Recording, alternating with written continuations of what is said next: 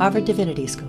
Religion and the Legacies of Slavery, a series of public online conversations. Religion, Race, and the Double Helix of White Supremacy, February 6th, 2023. Welcome.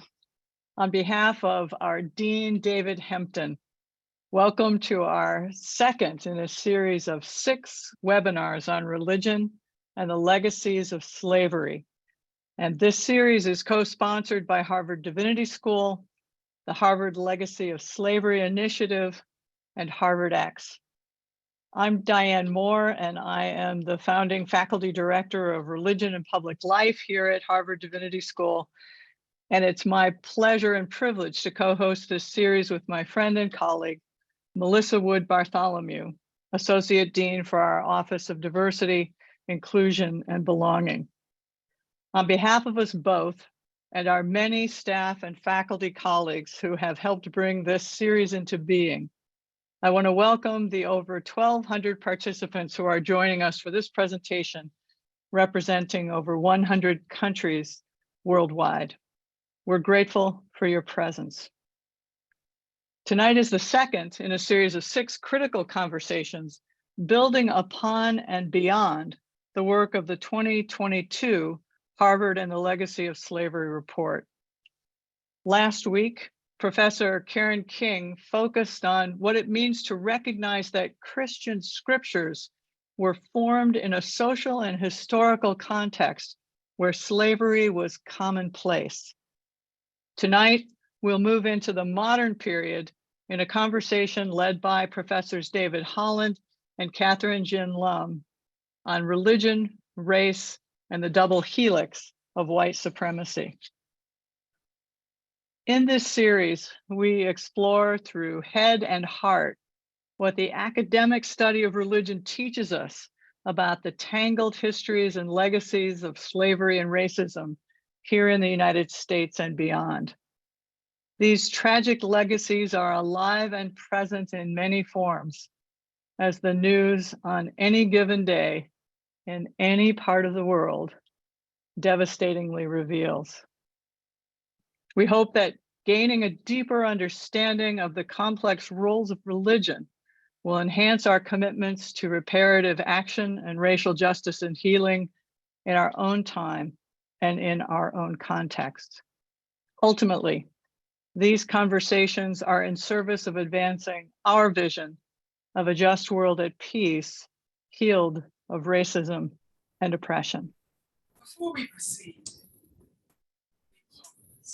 we pause out of reverence. We pause to acknowledge and honor those who came before us, who were indigenous to this land, and the African and indigenous people who were enslaved in this country, including the more than 70 people of African and indigenous descent who were enslaved here at Harvard University, as detailed in Harvard and the Legacy of Slavery report. As a descendant of Africans who were enslaved in this country, I am aware of the potential impact of hearing this tragic history. So we want to remind everyone that as we proceed through these difficult conversations and listen to these exchanges, it is important to be aware of what might be stirring up in us and happening in our bodies, particularly as we navigate our emotions regarding the current manifestations of the legacy of slavery, as reflected in police violence against Black people in this country. Remember to breathe and to take care of yourself during and after each session. We invite you now to take a moment to breathe with intention and to focus on your breath as we lift up the Harvard University Native American Program's acknowledgement of the land and people. We acknowledge that Harvard University is located on the traditional and ancestral land of the Massachusetts, the original inhabitants of what is now known as Boston and Cambridge. We pay respect to the people of the Massachusetts tribe, past and present, and honor the land itself, which remains sacred to the Massachusetts people. But for the stolen land and the stolen labor, this country and this university would not be. Our acknowledgement of the land and people extends beyond words It is expressed through our action and is connected to what we are doing through these conversations. This series is a part of the broader work stemming from our school's commitment to reading the Harvard and Legacy of Slavery report as our common read text this year. And as we engage with this report, we are discerning our institutional actions for redress and ways to support the university in implementing its recommendations and even expanding upon them. And we aim to further our vision of a restorative, anti-racist, and anti-oppressive Harvard Divinity School. This is sacred work. Thank you, Melissa. It's my pleasure now to introduce my friend and colleague, David Holland. David Holland is the John A. Bartlett Professor of New England Church History. He joined the Faculty of Divinity in 2013 and has distinguished himself as a respected scholar across the university, a beloved teacher, and a valued and trustworthy colleague. For his presentation tonight, he is joined by Stanford University Professor Kathryn Gin Lum, and their topic is religion, race, and the double helix of white supremacy. And I'll turn it over to you, David, to then introduce Professor Lum. And thank you both for being with us. We look forward to the conversation. Thank you so much, Diane, and thank you, Melissa. It's a great privilege to be part of this program, and I'm grateful to everybody who has worked so hard to put it into place, to conceive of it so thoughtfully, and to include me on such an illustrious list of panelists. It's my privilege this evening to be in conversation with Kathryn Gin Lum. I think I speak for Kathryn in saying we're both honored to be following Professor Karen King, who kicked this important series off last week with an illuminating and really generative discussion of slavery in antiquity and in the sacred texts of the Christian tradition. In a sense, I think we can think of this evening's session as building both chronologically and thematically on Professor King's presentations, as we will move forward in time to discuss the intertwining discourses of religion and race in the intellectual history that informed institutions like Harvard University from early modernity up through the present moment. There are few scholars who could guide us through this material and its implications as well as Kathryn Gin Lum. I've known Kathryn for 2 decades now, going back to an era when she and I were an undergraduate and a graduate student, respectively, in the same history department. I've watched with enormous respect and appreciation since those days, as Professor Gin Lum has assumed a place of prominence and importance as a leading historian of American religion. She's become an essential voice in a number of our field's most pressing conversations, especially around the relationship of religion and race. Kathryn Gin Lum received her BA in history from Stanford and her PhD in history from Yale. During her undergraduate years, she also spent some time here at Harvard, and so it is, in a sense, wonderful to welcome her back to where her illustrious journey in higher education began. She now serves as associate professor in the Religious Studies Department at Stanford University, in collaboration with Stanford's Center for Comparative Studies in Race and Ethnicity. She is also associate professor by courtesy of history in affiliation with American Studies and Asian American Studies. As a faculty member, she has twice been awarded Stanford's prestigious Annenberg Faculty Fellowship and the Dean's Award for Distinguished Teaching in the School of Humanities and Sciences. Prior to her appointment at Stanford, Professor Gin Lum was on the Faculty of Religion at Princeton University. I'd like to introduce our conversation tonight by talking in some detail about Kathryn's previous work, because I think it provides a really valuable entry point into the themes for this evening.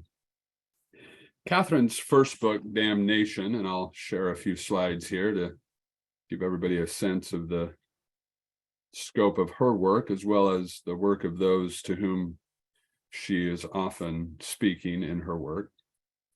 Her first book, Damnation, Hell in America, From the Revolution to Reconstruction, was published by Oxford University Press in 2014.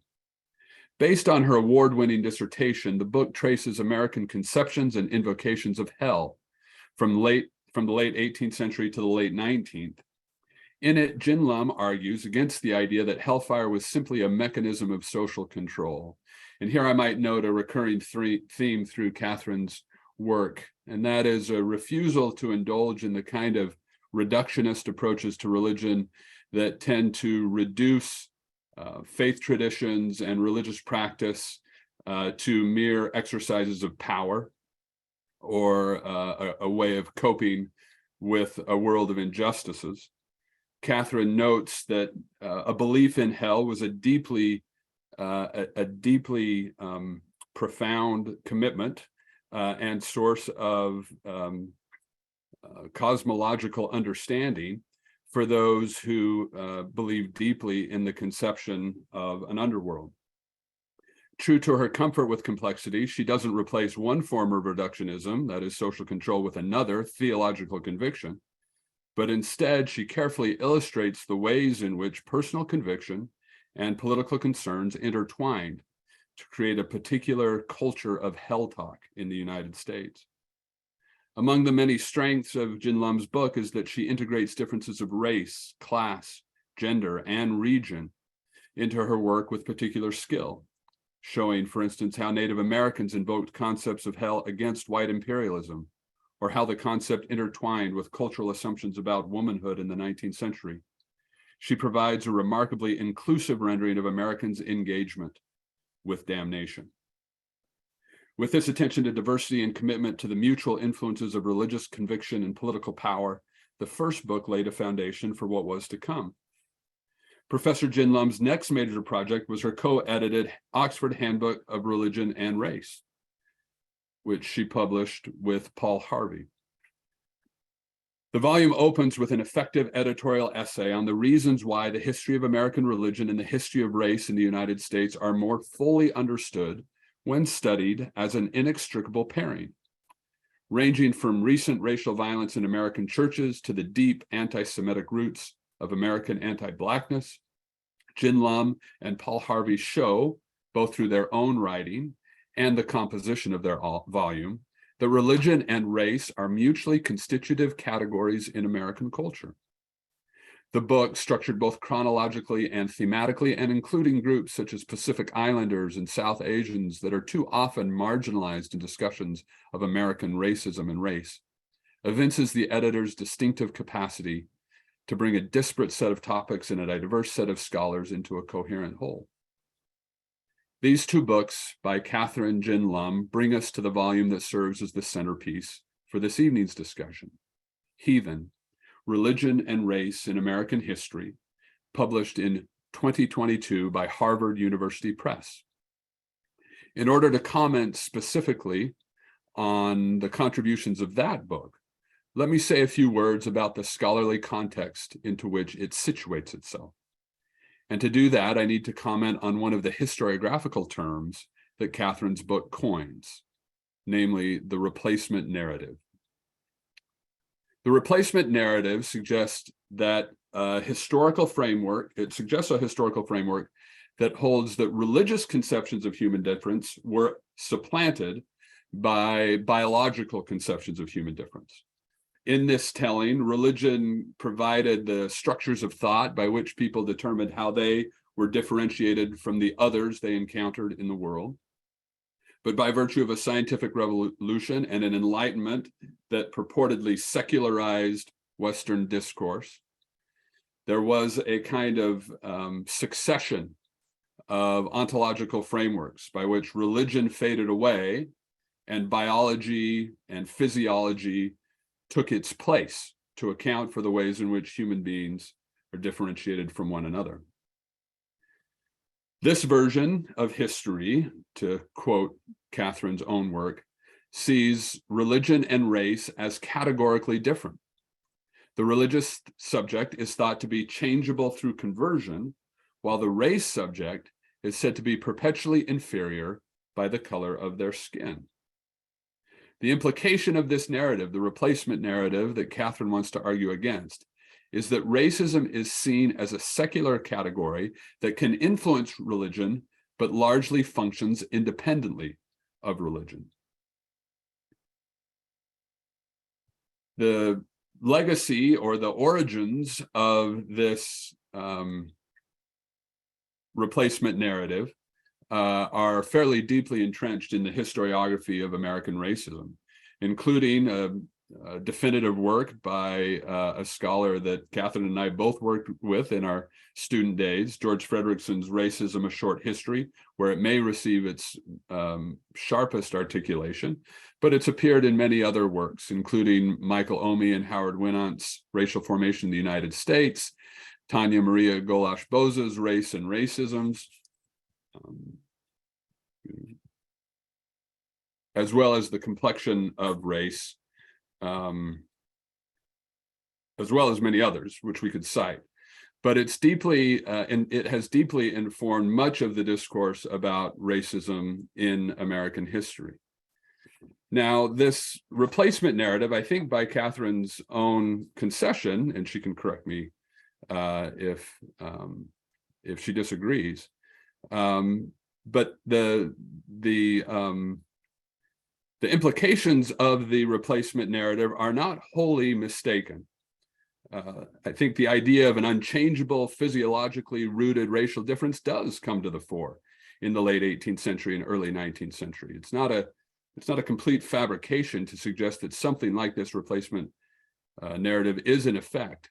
And it does infect areas of learning and research that see themselves as largely secularized in that period, including at places like Harvard, where the famed zoologist Louis Agassiz, which I noted, there's a photograph of him on the flyer for this very event, appropriately so, that was not planned. But Louis Agassiz, among others, saw himself as breaking from the legacy of the Bible and Christian tradition by positing that the different races were actually the products of different original progenitors. They called this polygenesis as opposed to the monogenesis of the biblical narrative. This is a theory of polygenesis that tended to reinforce the sense of innate and immutable racial differences and a rigid form of white supremacy that rested upon it. So there are historiographical, and historical truths to this replacement version of history. What scholars like Professor Gin Lum have increasingly objected to, however, is the sense that one, these new biological conceptions of race push the older religious views of human difference essentially out of the cultural frame, and two, that modern racism was not deeply affected and by some tellings fundamentally beholden to the religious cosmologies that preceded it.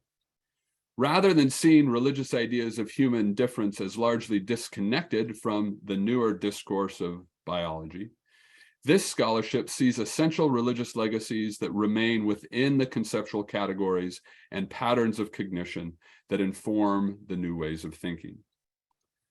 Into this category of scholarship, we might place J. Cameron Carter's 2008 book, Race, A Theological Account, which, among other things, argues that the distinction European Christian thought makes between the Jewish Jesus and the universal Christ, one represented by a racialized body that must die before the other's transcendent whiteness can reign, creates a theological foundation on which much modern white supremacy rests. Into this camp, we might also place Willie Jennings' 2011 book, The Christian Imagination, Theology and the Origins of Race, which argues that Christian theology's unholy alliance with European imperialism provided the seedbed of modern racism. Jennings argues, for instance, that when Christianity unmoored itself from the land of Israel, it subsequently claimed the whole world as its promised land, which provided the conceptual foundation for an imperialism that in European hands had to be justified by making non-white bodies subjectable to colonial power. Terence Keel's Divine Variations entered the conversation in 2018 to argue that some of the foundational concepts of Christian thinking, such as the idea of a purposeful universe with an intelligent design, gave race an ontological reality and moral meaning that not only shaped but continues to shape even those scientific discussions of race that understand themselves to have left the biblical account of creation far behind. The general sense of such literature is that modern racism is not so disconnected from the religious patterns of thought that preceded it, and that the religious aspects and implications of our modern discourse about race have not gone quietly into a secularized night. I should pause here to note that this increasing attention to the role of religion in the creation of race runs on a kind of parallel track to the literature that has addressed the role of religion in the American history of slavery.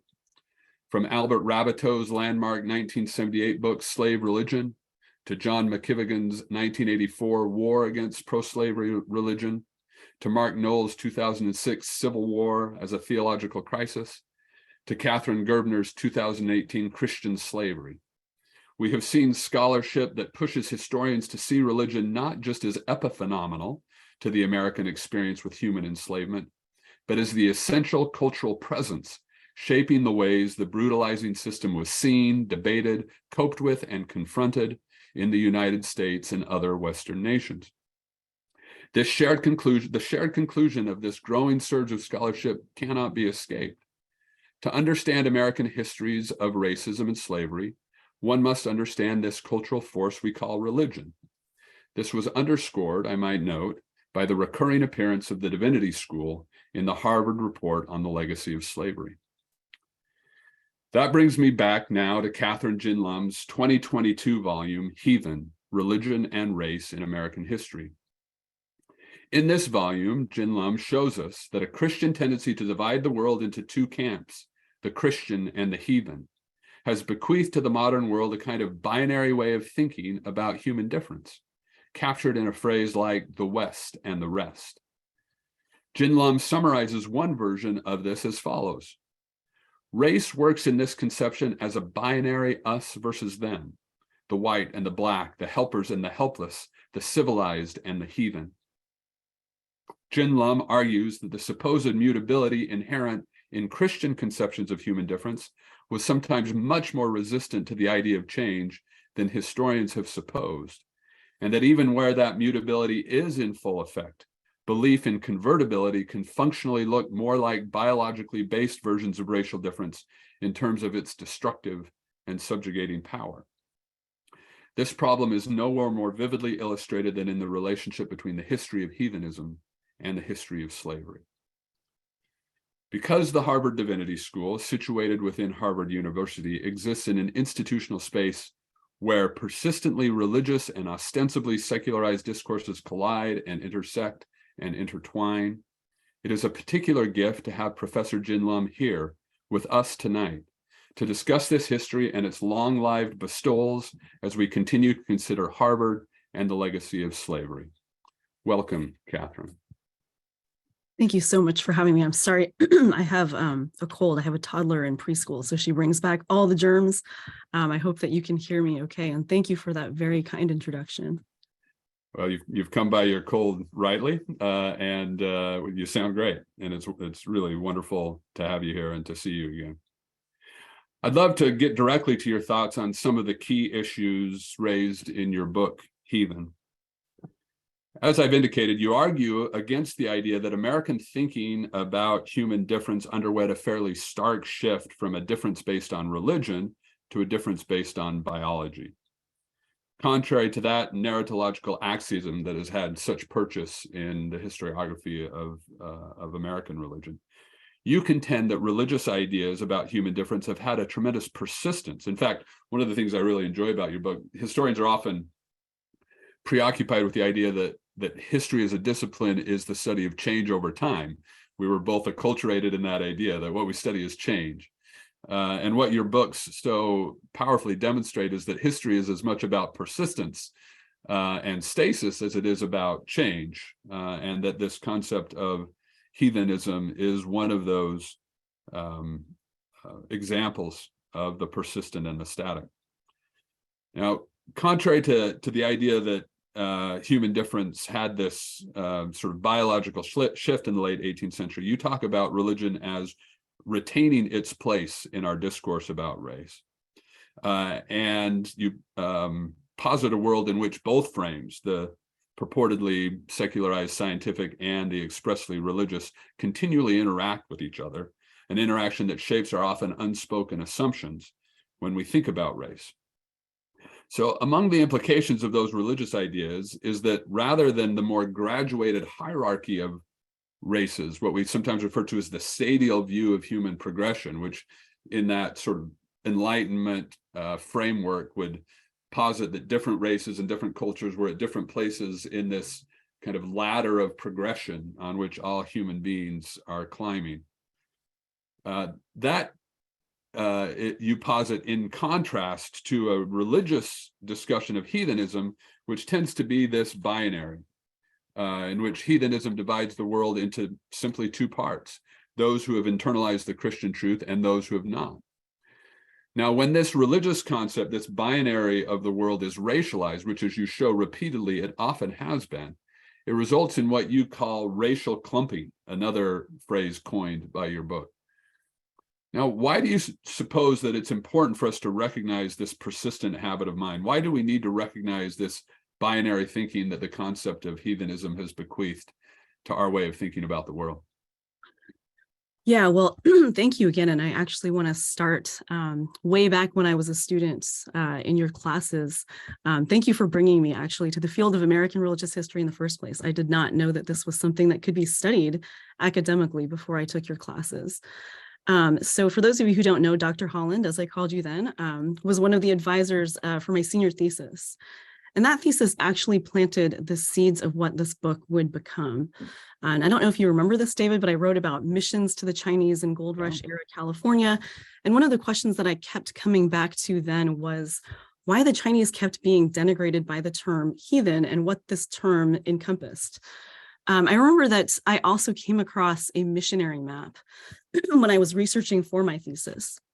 And this was a map that color-coded the world according to religion. And the thing that really stuck with me about that map was that the vast majority of the world was colored gray for heathen. And so that led me to another research question, which was about how Americans could look at vastly different parts of the world and lump them together under the same category. And clearly I failed to answer those questions in the senior thesis, so I kept returning back to them and finally, really kind of faced them head on in this book. And so it's really the question sparked by that map that I think gets at an answer as to why it's important to recognize this binary view of the world. I think in contrast to biological racism, right, which tries to, as you explained, divide and hierarchize people into a racial ladder on the basis of supposed physiological differences, a Christian heathen binary sees much of the world as a kind of mass of unfortunates who need the help of the Christian to save.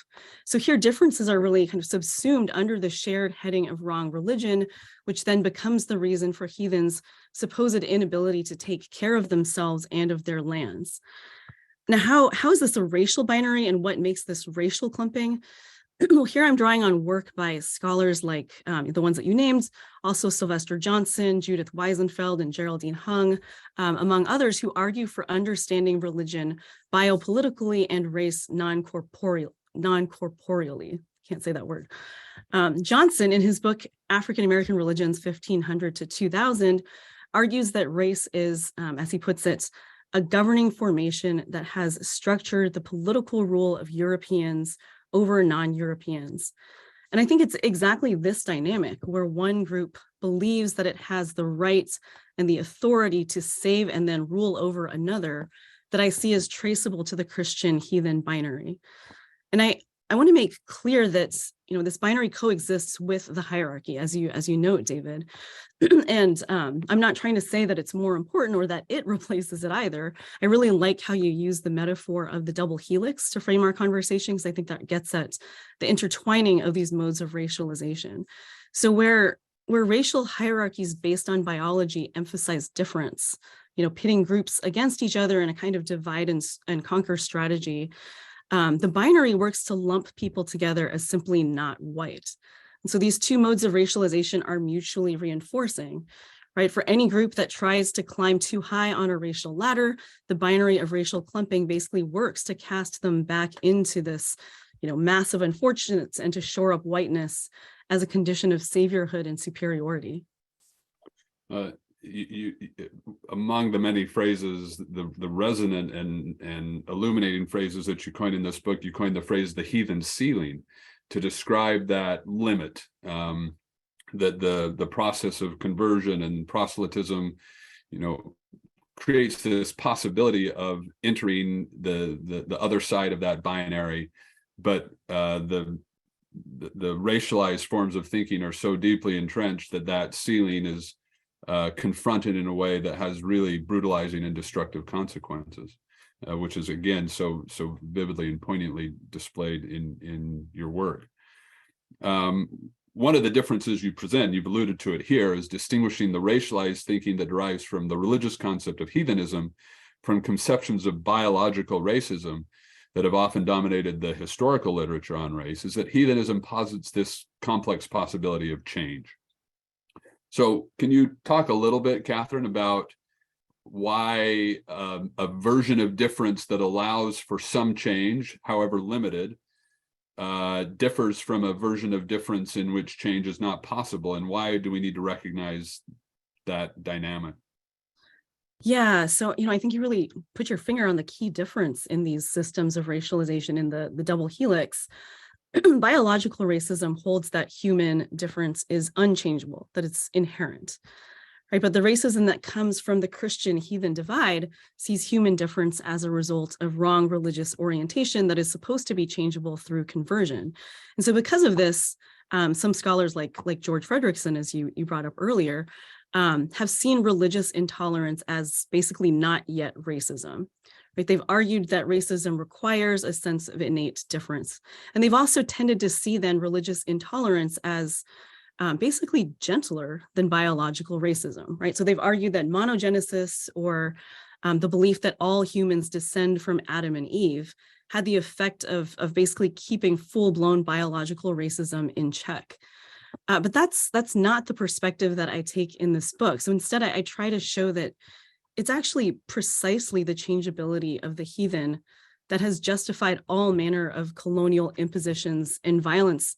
Violence is in the name of helping or saving them, right? The heathen has to be changeable in order for the European colonizer or governor to claim that I am going to go over there and help them. So in my book, I call this the get out of jail free card or ticket. And I argue that it's rationalized, everything from enslavement to the takeover of other people's lands to the separation of children from their families in the name of Christianizing changeable heathens. And, I should clarify that I'm not trying to argue that saving heathens was the only or even the primary reason for European colonialism, right? I'm not trying to say that religious motives were more important than greed. But what I am saying is that claiming the prerogative to save changeable heathens has allowed Europeans and Euro-Americans to essentially give themselves the cover of righteousness for acts that were anything but. And I think that's a powerful thing to recognize. Thank you. Now, when you talk about these religious frameworks as persisting in time, that's one of the key contributions of your work, is that this secular way of thinking did not come in and in a kind of a hegemonic way push these religious frameworks out of the discourse. This ties into a intense and perhaps intensifying debate in the study of religion generally, and in American religious history specifically, about what we mean by secularization and whether something called secularization even actually occurred. I assume that many in our audience tonight are aware of this debate, but for those that aren't, the argument is that these secularization theses that became so powerful in the way people thought about historical change, really from the mid-20th century on, when they really achieved a kind of explanatory dominance in not just American history, but in all kinds of historical subfields, is that the secular way of thinking about the world, a world in which there is no recourse to anything other than rationality and empiricism, was sort of inevitably taking over, and that when it encountered religion, it inevitably won, and that the world was secularizing, and the Western nations were leading this charge. This theory of secularization really has taken a beating for a variety of reasons, one of which is the rise of political expressions of religious devotion around the world that were making headlines in the 1980s and 1990s, and into today, which seemed to give the lie to the idea that the world was inevitably secularizing and that religion was being pushed out of the public square all over the world. So that's one sort of critique of the secularization thesis. Another critique of the secularization thesis is that the version of secularization that it posits looks more like a secularist's dream or fantasy than it looks like something that can be empirically proven by the historical method. And so today, a lot of scholars would argue that secularization is a kind of myth. And that one of the ways that myth works is that the things that we call the secular, the things that we call secularized ideas are in fact often repackaged modes of religious thinking. So as you think about your work in relation to these questions of secularization and the secular, how do they speak? How does your work speak to that issue? And what does that suggest about how scholars of religion might be particularly well equipped to engage these modes of thought that we once thought were the appropriate domain of scholars dealing with other secularized sciences? Yeah, thank you for that big question. Basically, I write in the book that the story I'm telling is it's not so much one of secularization as it is one of secularism. And that's to say that it isn't about the decline of religion, but it's about the changing management, if you will, of what counts as good and bad religion over time. So heathenism has always been a marker of bad religion, but in a kind of ironic twist, the term heathen itself becomes itself a marker of bad religion by the early 20th century, right? So this is in large part because of people labeled heathen who push back against the term themselves, who say this is an intolerant concept. So by the early 20th century, using the term becomes a sign of, intolerance and closed-mindedness. So it's really only fundamentalists and other Christian conservatives who continue to use the term seriously after that. But even though the term itself drops, precipitously out of use, I argue that the ideas underlying it do not. So instead, they get transsumed into other secular terms, right? Terms that are acceptable to use in the mainstream, but that signify basically the same things. So, so nowadays, most Americans would not use the term heathen to describe the parts of the world that they think need saving, but they do use other terms. So terms like developing world, third world, or in the crass terms of the last president, SHIT whole countries, right? These are all terms that have come to take the place, that have reoccupied the position of the heathen world. There are also terms in religious discourse that have come to take the place of heathen. So, there are definitely still groups that use the term heathen, but most large-scale mission organizations now instead use terms like unreached people or frontier people living in the 1040 window. So in making this argument about secularism as the kind of the afterlife of religious ideas that are rendered acceptable for wider publics, I'm really indebted to scholars like Vincent Lloyd and Jonathan Kahn's book on race and secularism in America, and then especially also to Terence Keel's book that you put up on the slide earlier, Divine Variations, How Christian Thought Became Racial Science. And I think Keel's work is an especially good example of how scholars of religion can engage racism interdisciplinarily. He's got a biocritical studies lab at UCLA that brings together scientists and humanists with community leaders. And I think that lab really shows how scholars of religion can see and help to explain these underlying continuities and patterns that help us to see and diagnose the root causes of contemporary problems. Thank you so much.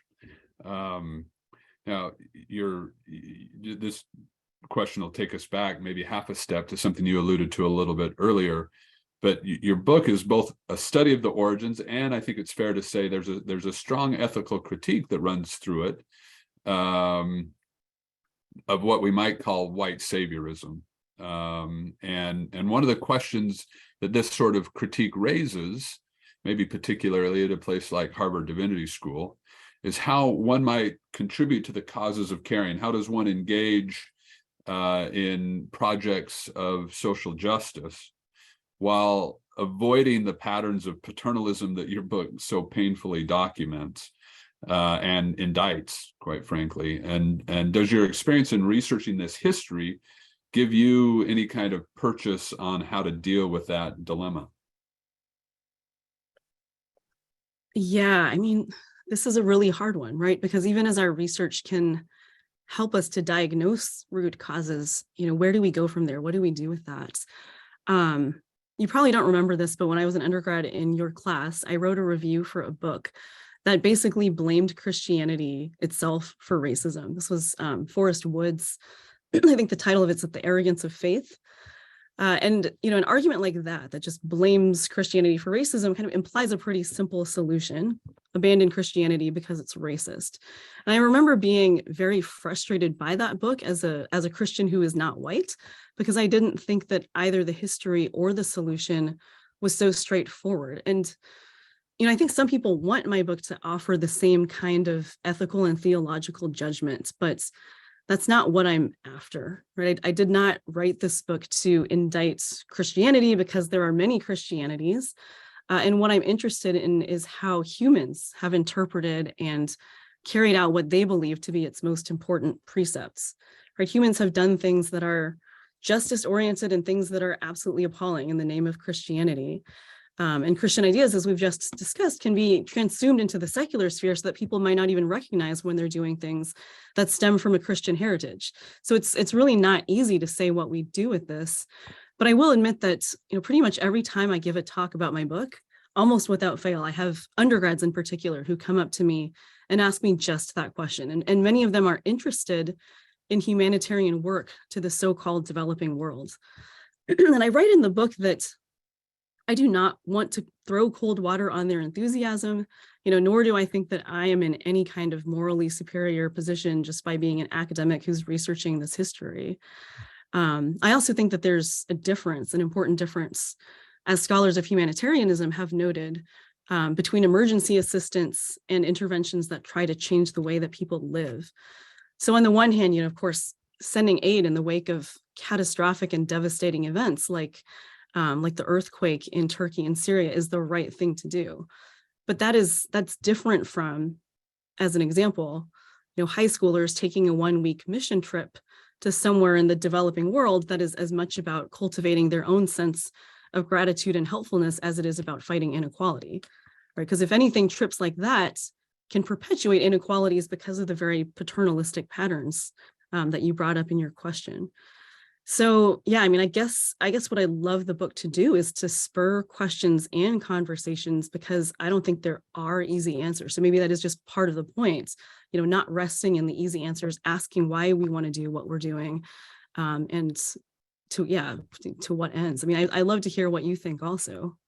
I think your goal of generating questions and conversations is clearly met by the book and its reception.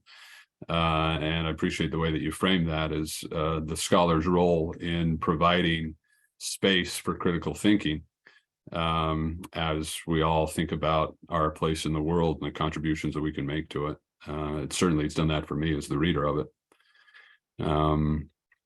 One of the things that I appreciate most about your work, and I think this is true actually throughout all of your work, it's kind of one of your hallmarks, is that you demonstrate the agentive work of those who are often harmed or marginalized by these conceptual frameworks as they repurpose them for their own objectives, and can use some of this in the pursuit of a recognition of their own humanity and dignity. As you think about the complex ways in which the category of heathen have been used, you think about the ways in which those who were subjugated by it repurpose it for their own objectives, what stands out to you as a kind of particularly interesting part of that complexity to the story? Yeah, thank you. I mean, I think that was my favorite part of the research, right? Finding how people labeled as heathen have engaged with the term. I mean, I think, especially because this is part of my own history too. Again, I come from people historically considered heathen who were Christianized by missionaries.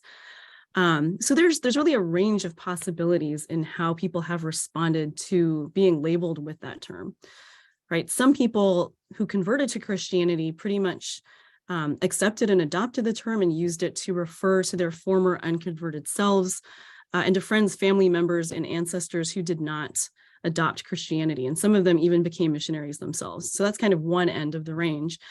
At the other end are people who rejected Christianity and actually end up adopting the term heathen kind of as a badge of resistance, right? A badge of honor against Christianity. So one of my favorite examples of this is a Chinese immigrant from the late 19th century named Wang Qinfu. He went around the country, traveled the country as a self-described Confucian missionary, basically saying that he preferred being a heathen to a hypocritical Christian, and then urging Americans to come to Confucius. And then I guess at the middle of the range are people who might have converted to Christianity, but who did so, with clear eyes, who were very well aware of white racism and hypocrisy. And so these people believed that Christianity was not what white people made of it. And they fought back against the white co-option of Christianity by calling white Americans heathens themselves, right? Like turning the phrase back on white Americans and basically indicting them for worshiping their own idols, right? All sorts of idols, from, money to their own whiteness, and destroying the land and harming people as a result.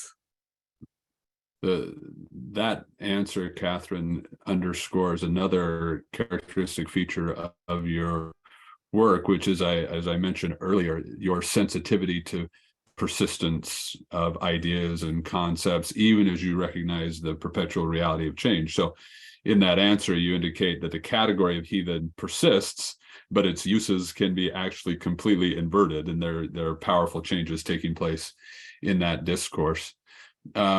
When you think about your attentiveness to this give and take between the things that change and the things that sort of stubbornly hold on, I'm wondering how you think about that in relation to this question about whether things are getting better or things are or not. I think as historians, we're constantly sort of on the horns of this dilemma, that if you demonstrate the ways in which the world changes for the better, that you're undermining the moral bite of the critique, or if you emphasize the ways in which things don't change, that you demoralize, the process of engagement. And this is sort of a personal question, probably an unfair one or a selfish one, but because you are, for me, sort of exemplary of a sensitive scholar who understands that some things change and some things don't, and these things are in constant, complicated relation to one another. How do you approach that? Yeah, I mean, I don't have a good answer for that. It feels like it changes for me, based on, like, I fully admit that I am influenced by what's happening in the present. I am presentist in that way, right? And it changes for me based on what's happening in the present. Absolutely. And so, in writing this book, I was finishing it when the COVID pandemic started. And so even if I might have felt one way while I was writing most of the book, to be finishing it in that climate, particularly in a climate of, anti-Asian hostility, it was, I titled my epilogue, I think I titled it "The More Things Change," and the last line of the book was going to be "The more things change, the more they stay the same." But I was told that was too cliched, so I just came up with some paraphrase for it. But yeah, that's a really tough one. So I think it changes for me as I write and engage with the world that we're in. What I love about your work, Kathryn, is I think that we're at our best intellectually and as people concerned with civic engagement when we live in the tension of those two realities, that change is possible, but some kind of naive triumphalist narrative of progress is counterproductive. And when work like yours reminds us of the intransigence of these structures of injustice and oppression that we exist among, and also that that change is a perpetual reality, and that human beings have been the agents of change for good and ill. When we live in the tension, in the kind of, we're caught at the convergence of those competing truths, but a book like yours helps us illuminate that element of the human condition, and both tempers us when we get sort of naively triumphalist, and also encourages us when we get discouraged. And I appreciate a work of history that's attentive to that complexity, that allows us to, position ourselves in relation to those two realities that we deal with. I appreciate that very much. So this is sort of maybe a good place to segue to the particular questions of slavery and its relationship to the persistent institutions of American life, including a place like Harvard University, which is really the context in which these series of conversations are playing out. The report that all of us have read and agonized over and tried to make sense of and thought about our own current institutional realities in relation to, does exactly what your work does, which is to remind us of just how deeply entrenched these legacies of white supremacy have been and continue to be. And also that history is never fully static, that we are part of the process of change, and we have the choice to determine the course of this institution, just as those who came before us determined the course of it in previous generations, in ways that we now lament, or in a few occasions wish were more influential than they were. So maybe we can kind of shift to think about the particular issue of American slavery and how it relates to your work, and then think about some of the institutional legacies that we live with. Slavery comes up recurrently in your book, and that is to be expected. There would be no way to address the topic without a prominent place for slavery. I was struck that when you, for instance, when you addressed Spanish colonization, you very thoughtfully engage a variety of implications for the concept of heathen, for what that Western Hemisphere slavery looked like. There was an intense debate between those like Sepulveda, who believed that the concept of heathenism as applied to indigenous Americans justified a really harsh and brutalizing form of colonial control as expressed in systems of enslavement. And to use your phrase, the demon, or Sepulveda's phrase that you skillfully employ to kind of illustrate his position, the demon of heathenism required a kind of forceful suppression, and slavery was a means to that end.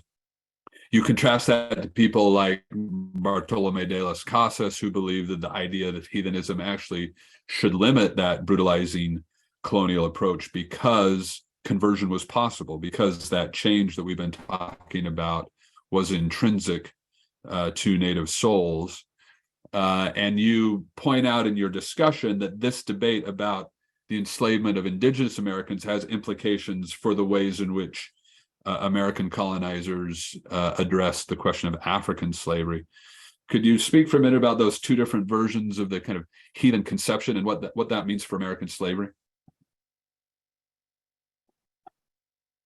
Yeah, so long before Sepulveda and Las Casas were engaging with these questions in the 16th century, European theologians were debating whether heathens were basically innocents who lacked access to the gospel, but who had some access to the truth, or whether they were basically demonic and guilty, reprobates who needed to be harshly dealt with.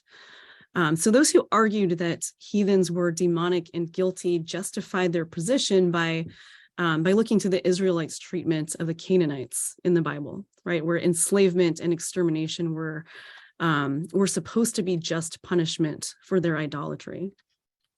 And those who saw heathens as innocents, on the other hand, took a more kind of New Testament outlook, kind of missionizing outlook based in the Great Commission to go into the world and make disciples of all nations. So Juan Ginés de Sepúlveda basically takes that first position and he adds to it an Aristotelian spin. So Aristotle believed that some humans were in his view naturally inferior and needed the help of superior humans to basically become less, quote unquote, barbarous. So for Aristotle, these inferior humans were natural slaves, and their enslavement was just because they could not be trusted to fend for themselves. So Sepulveda argues that that indigenous Americans basically fit into Aristotle's framework of natural slaves. He said that they could and that they should be enslaved because they were, in his words, impious servants of the devil, and that enslavement could convert them to becoming believers in the true God. And that's also his words. Now, he made these claims without spending any time in the Americas. Bartolomé de las Casas, on the other hand, witnessed and actually participated in horrific violences against Native populations in the Caribbean. So his experience led him to take the opposite stance from Sepulveda. So instead of seeing Native people as devil worshippers, he described them as gentle lambs, basically innocents who were only heathens because they'd never been exposed to the gospel. So for Las Casas, Native people needed, gentle missionizing and not violent enslavement. But Las Casas then made a move that was consequential for the development of slavery in the Americas. Right? So even as he defended Native people against enslavement, he argued for the enslavement of African people to meet the labor needs of the colonists. Right, so African people were also held to be unbelievers who could be rightfully enslaved. But for Las Casas and for others, there was a key difference between African and indigenous Americans, and that was in their ability or their inability to claim limpieza de sangre, or purity of blood. So here I'm really drawing on the work of Maria Elena Martinez in Genealogical Fictions, and she also has an article on this called The Black Blood of New Spain. So limpieza de sangre was a system that emerged from the Spanish Inquisition's attempts to basically force out Jews and Muslims and Jewish and Muslim practices from Spain. So in order to claim blood purity, there could be no Jews or Muslims in people's ancestry as far back as they could trace. So because African people came from a quote unquote old world context and had been exposed to and sometimes converted to Islam, they could not claim limpieza de sangre in the way that Native people in the Americas could, who had no prior exposure to Judaism or Islam. And so they could, and they did sometimes try to claim limpieza, as did their descendants. And so this is an important context for understanding how someone like Las Casas could argue against the enslavement of indigenous people, but then argue for the enslavement of African people in the Americas. Now, of course, this isn't to say that enslavement of indigenous people disappeared in the Americas, because it clearly did not. Others also take up Sepulveda's position later on, including people in New England. As Jorge Cañizares Esguerra has described in his book Puritan Conquistadors, there's actually a lot of similarities between the ways that English and Spanish colonization projects transpire. Thank you. That's a really helpful answer in relation to your overarching argument of this binary, which posits a world of heathen and a world of Christians, in a world that by empirical evidence Europeans have to recognize is much more complex than that binary allows for, and the ways in which that internal discourse of heathenism makes allowance for that diversity, and the reality that histories of slavery have their own distinctive trajectory and reality based on the ways in which that system of thought categorized the particular populations that were under colonial oppression. So, it would have been easy for your book to simply rest kind of confidently in that binary framework, but you demonstrate the complexity that swirls beneath it, the reality of human diversity that the colonizers had to deal with, whether they wanted to or not, and the brutalizing consequences of some of the choices they made in response to them. Yeah, it's a very elastic and flexible category and that's why, came up with this idea of the get out of jail free card, that it can be used to accommodate different kinds of circumstances. Mm-hmm. Which helps account for its persistence, right? It is elastic enough to meet the evolving needs of a colonial project, and therefore its usefulness remains, even as other modes of knowledge evolve. Right.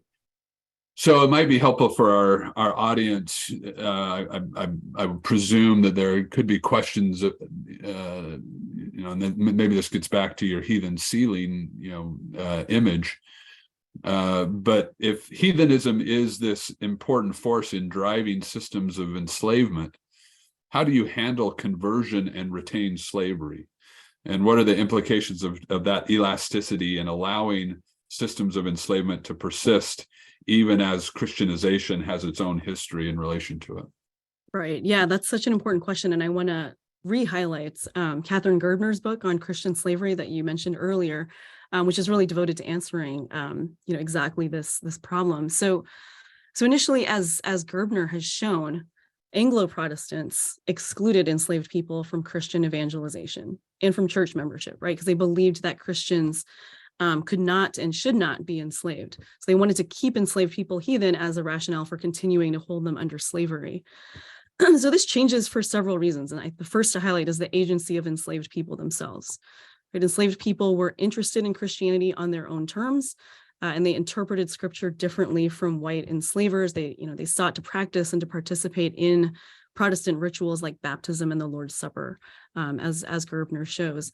And then another reason for this shift is the arrival of missionaries, right? Of Quaker, Moravian, and Anglican missionaries in the Anglo-Protestant colonies, who basically articulate what Gerbner calls a rationale for Christian slavery, right? A justification for slavery as a Christianizing institution. So what they do is they try to reassure enslavers that Christianizing enslaved people will actually make them better laborers rather than requiring their manumission. And so this justification then gets picked up by later apologists of enslavement in the 19th century, like the minister Charles Colcock Jones. Right, so Jones argues that slavery was designed by God to teach enslaved heathens Christianity. And then Jones, basically articulates an understanding of Christian slavery where it is necessary for enslavers to paternalistically maintain enslaved people in the faith instead of freeing them once they were baptized. So here's where that heathen sealing comes into play. It's not that conversion just suddenly makes the heathen into the Christian. It's that, these people who have been historically heathen for so long, we cannot expect that Christianization would so quickly, make them able to traverse that ceiling. And so it's going to take a long time to instruct them in all of these ways. And so this is this paternalistic defense of enslavement as a Christian institution, right? For Jones, slavery itself basically ends up baptized as a Christian institution. Of course, enslaved people knew and showed this to be an absolute lie, right? So as we discussed earlier, those who have been labeled heathen flipped the term around. And this was very much the case in arguments against slavery. So David Walker, a Boston abolitionist, who was born in North Carolina to a free mother and an enslaved father, says that it's white Americans who are heathens, or actually worse than heathens, because they're practicing a form of slavery that's infinitely worse than that found in the Bible. And Frederick Douglass, just absolutely scoffs at the idea that slavery is a Christian and a Christianizing institution, right? He says, how can white Christians spend loads of money on the so-called heathen overseas while neglecting what he calls the heathen at their own doors, right? So yeah, it's again this interesting ways in which this term can be used back and forth.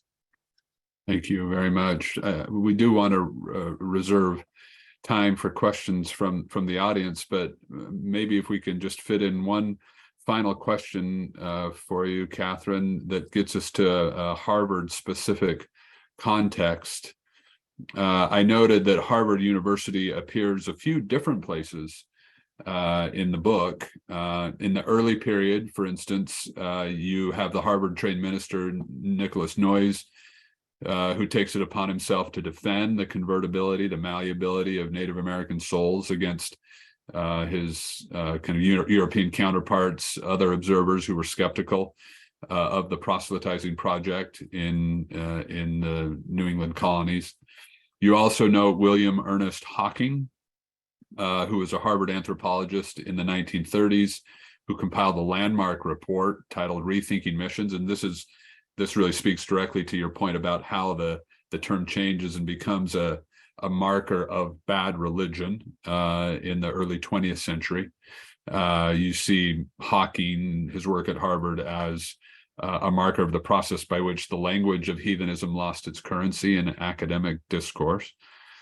Remarkably, though, if I've got my timing right, you can correct me if I didn't get this right, but I think it's a decade later, the decade after, Hawking sort of demonstrates the way in which the concept of heathenism is losing its academic respectability, when there's another Harvard anthropologist, William White Howells, who publishes a book of comparative religion titled The Heathens, Primitive Man and His Religions. Now, I wasn't quite sure if he was doing that somewhat ironically or not, but regardless, the title is the title, and that book was reprinted with that title as late as 1986, which is one of the more remarkable bits of information from that portion of the book. Now, Howell was the curator of Harvard's Peabody Museum for many years, and you may or may not be aware, Kathryn, that here at Harvard, we're in the middle of a soul-searching reckoning with the practices of the Peabody Museum, including the recognition that tens of thousands of human bodies are in the possession of the museum. And as a community, we're wrestling with the pain of that recognition and the moral and ethical responsibilities that come with it, for how we might pursue some redress for the terrible injustices and violence that this institution has been complicit in. And so Howell's role as curator of that museum, and the fact that he used some of these human remains to make an argument for relative human equality, underscores the complexity of this history that we're dealing with. You note that his book, titled The Heathens, demonstrates a legacy of thinking about heathenism that is not as progressed or advanced as even he believed it to be at the time, that it retains many of these persistent older ways of thinking. You quote a passage that reads as follows, and then I'll conclude my question with this and allow you to speak before we transition to the audience questions. Howells writes, "The anthropologist's first duty is toward unliterate people who are unable to keep their own history and thus hoist themselves up into the realm of self-criticism. Anthropology must do this for them." This is the academic version of the white saviorism that runs throughout your book. You see in a passage like this a continuing sense of white Christian supremacy. Can you just, in conclusion here, elaborate on how that sense of religious superiority continued to affect religious studies discourse, as in the case of Howells, or anthropological discourse in the case of Howells, long after academic fields like his and institutions like Harvard had purportedly left this discourse behind? Yeah, it's not just religious studies and anthropology, but history too, right? It's like, as I argue in this book and also in a spin-off article, heathens were thought to be people who never developed in history because they supposedly wasted their time worshiping false gods and nature instead of creating new technologies to domesticate it. And so they were thought to be incapable of keeping their own history, which is what that quote from Howells alludes to. But in the last chapter of my book, I also discuss several scholars who offer counterscripts to religious studies and to Western science's treatment of other than Christian people.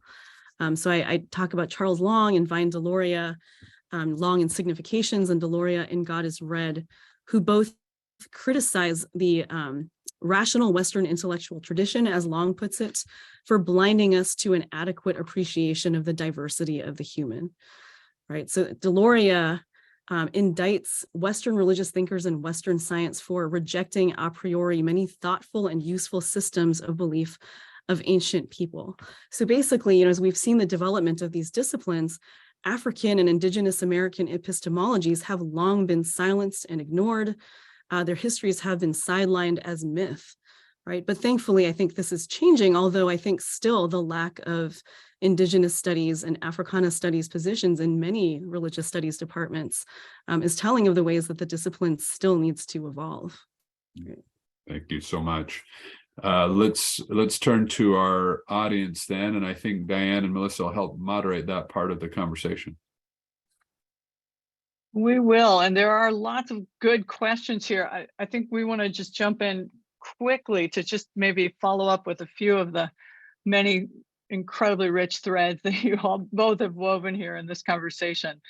I want to just, I want to pick up on what you just were speaking about, Kathryn and David, relevant to the study of religion itself, which is indicted in all of these questions, and that's what your articulation has made really prominent. But not exclusively Christianity, but the way that the study of religion itself evolved.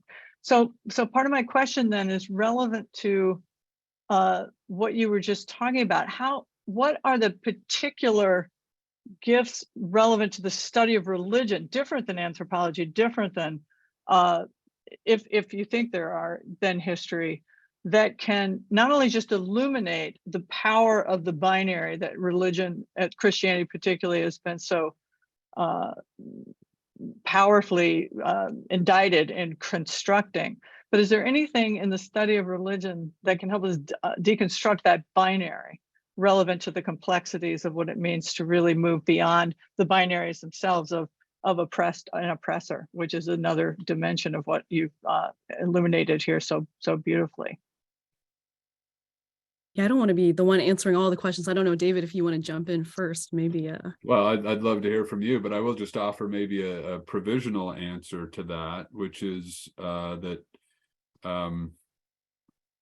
religious studies is, I think, of all the humanistic disciplines, the most self-reflective about the genealogies it has inherited as its structures of investigation and analysis.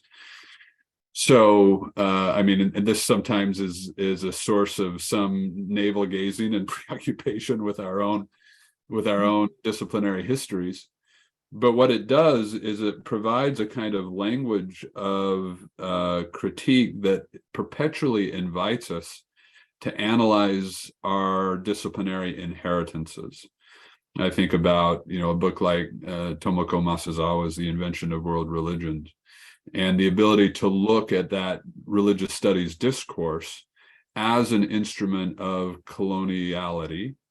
And we have, I think, developed a discursive capacity to bring our own assumptions into the hard light of day. Now, it's the assumptions you don't notice that are the dangerous ones.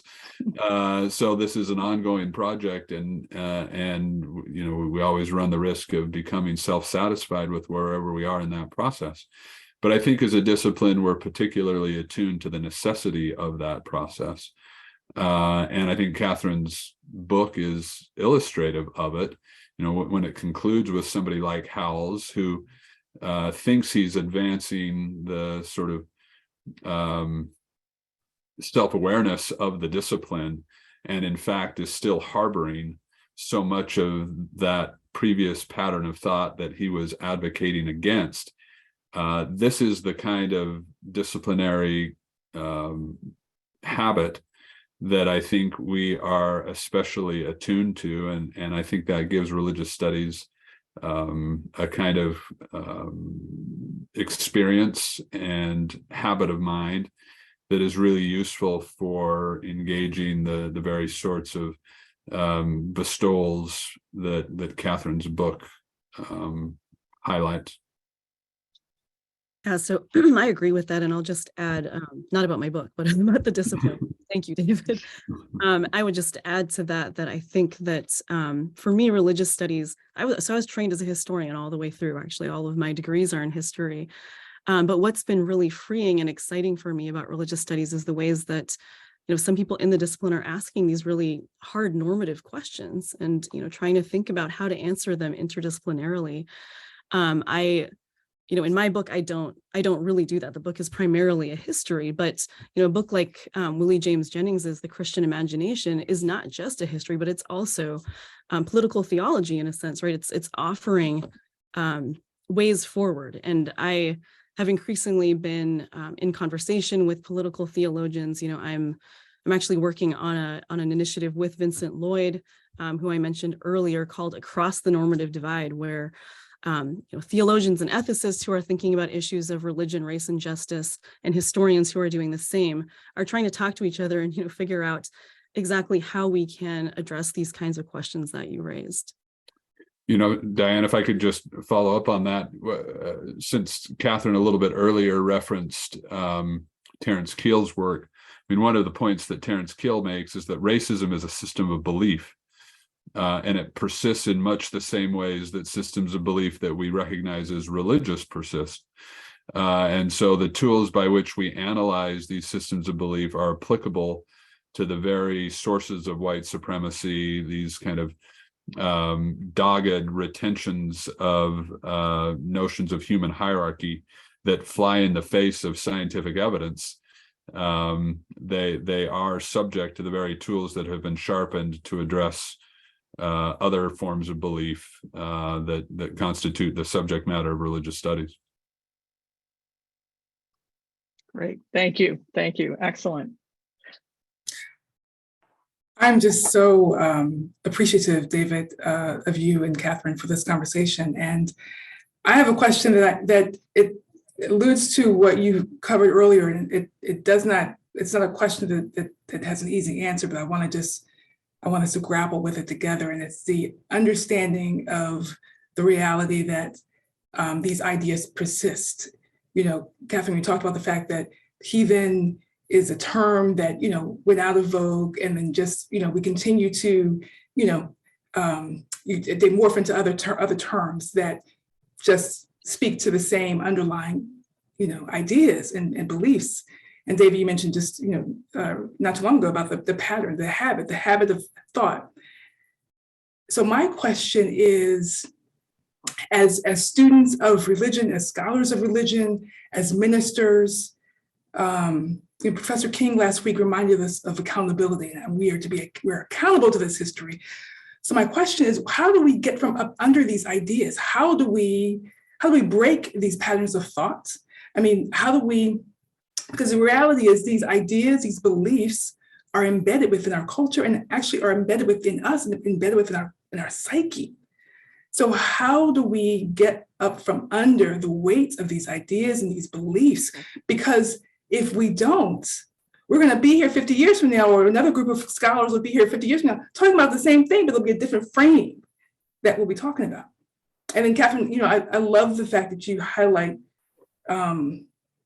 what did you say? The demon of heathenism. We got to address the demon. How do we address the demon? And then the last thing you said before we transition to the questions, what you started talking about, you referenced Charles Long and Vine Deloria and the importance of attention to African and indigenous epistemologies. And I think that's like an entry point for us to consider as a response to how we actually get to the heart of the matter and break these vicious cycles of thought. Yeah, thank you for that. I think that's exactly right. I mean, I think that the first thing to do to break these patterns of thought is to recognize them, right? To expose them, to understand them for what they are and where they came from. But then, yeah, the last chapter of my book is called Counterscripts, and it is exactly about people who are trying to generate these counterscripts, who are trying to identify and to push back against these patterns. So Long, Deloria, Sylvester Johnson, also, whom I mentioned both as kind of a scholar who's informed my work, but also in this chapter becomes almost a kind of source that I'm thinking with as well, particularly in his first book, The Myth of Ham, where he articulates a sense of writing from the underside of history and identifying with the Canaanites, right? Because I think for so long in American history, there's this identification with the Israelites, right? From multiple groups. And so Johnson encourages us to think about how we might see these histories from different angles, how we might break the patterns by doing that. In some ways, it speaks directly, Melissa, to Kathryn's comment about how religious studies, and maybe particularly a divinity school, differs from other academic disciplines like history. Like Kathryn, all my degrees are in history. We share that in common. And I would say that most academic disciplines, including religious studies, are a lot better at diagnosis than they are at prescription. They're primarily, it's the nature of the Western academy to sharpen these diagnostic tools. but we tend to kind of lose our footing when we begin to prescribe solutions. And I think to some degree, there is value in recognizing the limits of the traditional academic disciplines as prescriptive instruments. That we have a kind of division of labor here, and part of what we do in the academy is to diagnose, to name, to expose, to do the things that Kathryn's book does so well. But part of that can also be, even if we ourselves don't feel particularly well equipped to propose solutions to these deeply embedded problems, we can, as Kathryn's final chapter does, provide space for those who do, and for the wide array of human endeavor that is prescriptive rather than diagnostic. And so we provide the tools, the diagnostic tools, by which those who are envisioning new futures can address what they've inherited and move on to something better.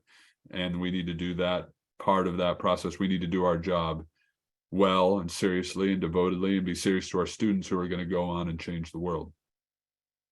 Yeah, I was just thinking that, David, because we are training students to go into the world to address and to try to impact change, and who care about praxis.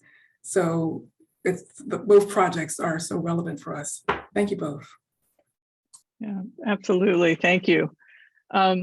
I just want to, we're going to turn to a couple of questions. We've got time. I just want to underscore something that I think is really obvious, but I think is important to name, which is that the scholarship that Kathryn, that's been the heart of this conversation, and frankly, that informs this entire series, is that it is embedded in normative prescriptions of assumption that inequality is problematic, is wrong, and that there's some hope for transforming these social systems. And that I just want to be clear about it, because the other, I think, fog that can happen in the academy is that there's something neutral about our work, and it's not neutral. No academic or educational work is ever neutral. And I think naming the lens through which we do that work, and the judgments we make, and the heart of the foundation of those judgments, I think is really, really important. And your book does that so powerfully. So thank you. I'm going to turn to partly because we have hundreds of people from across the world representing a variety of different religious perspectives, traditions. So I'm going to turn to John Templeton's question. How does the heathen binary show up in other world religions? Obviously, the major religions, Islam comes to mind, but potentially other more local religious traditions. With respect to Islam in particular, I wonder how race factors into this binary. It's a complicated question, I know, to put to both of you, but can you help us with the kind of implications around this perspective of binary and heathen, and its impact on the way we think about and have shaped other quote unquote world religions? I think would be really helpful to hear your thoughts on that. You want to go, Kathryn? Go for it. Well, I'll just, it's a terrific question, and partly this will be a cop-out that, part of what it means to be a historian is to be trained in a particular geographical context, and so I would be hesitant to speak too confidently about things beyond my expertise. But I will note that that one of the distinguishing features of the Christian conversation about human difference is its universalizing frame, which means that it is by its own remit obligated to convert the world. And what that means is that those that are on the converted side of that division have a particular relationship to those who are, to use Kathryn's version of the kind of modernized phrasing of heathenism, the unreached. And so any cosmology that is universalizing and conversionary to that extent is going to, I think, share similar conceptual patterns to, we're not reducing these things to their similarities, but to the extent that universalizing tendencies drive some of this, where you find that universalizing, you're likely to find some of this same kind of dynamic. What we see in many other cultures and many other religious traditions is a deeply particularizing view of humanity, which accepts that other people have other origin stories and other people have other cultural frames, and there isn't the same universalizing expectation. And I think that particular understanding of humanity comes with very different implications with regard to a kind of binary conception of the world. Yeah, I would, the only thing I would add to that is that the book is by necessity limited in scope. And so there's a lot that it doesn't cover. And I hope that, people ask these questions and explore these questions outside of the framework that I was looking at, which is primarily about the American history of thinking in these binary terms. And that's not at all to say that people in other contexts don't also tend to think in binary terms as well, right? So I think that I very much welcome other scholarship on those subjects. Okay, great. We have time for maybe for one more question. Melissa, go ahead. But the answer will have to be very short. Okay. Because we're almost against time. Okay, so this question comes from Demetrius Nelson. Would you say that Protestant or Catholicism used heathen labeling to warrant enslavement? Would you say that there were certain denominations within the Protestant faith that used heathen labeling more because it helped to advance the underlying white supremacy saviorism? So that's a really interesting question. I don't know that I would say that in my research I encountered, particular denominations using the term more than other denominations, but I definitely encountered Protestants using the term against Catholics and Catholics using the term against Protestants. And so this again speaks to kind of the elasticity of the concept, where it could be used to label anyone whose way of being religious did not align with one's own. So Protestants, for instance, claimed that Catholics were not sufficiently separated from the Roman pagan past. And so that then the people that they evangelized also had not fully separated from a kind of pagan past, and that therefore, Catholics were still practicing certain things that to Protestants seemed heathen, and so they needed to be converted as well. So it becomes this, polemicized term that can be really used in multiple contexts. Great.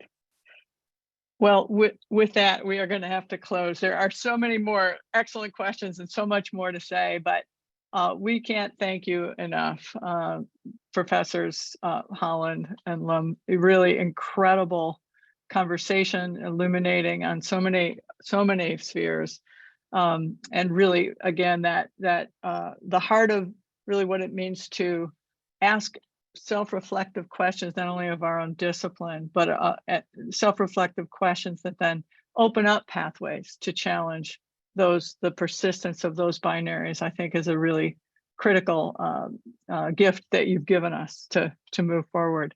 So I want to thank you both again for this really rich conversation. Really want to thank our colleagues behind the scenes who have made this whole series possible. There are legions of them, and we couldn't be doing this without you. And I want to thank all of you who have joined us tonight. Thank you for your presence, for your patience, for your excellent questions. I hope that you will ponder and talk with others about what you've heard here, knowing that some of it is very maybe difficult and disturbing to hear, certainly hopefully illuminating, but please do make sure to share your reflections with others as you ponder the implications of these conversations. And please do join us next week as we continue our series on February 13th with Professor Dan McCannon, who will be speaking on Harvard Divinity School and slavery, family stories. Thank you again for being with us, and we look forward to seeing you next week. Good night. Sponsors Religion and Public Life, the HDS Office of Diversity, Inclusion, and Belonging, the Harvard and the Legacy of Slavery Initiative, Harvard X. Copyright 2023, the President and Fellows of Harvard College.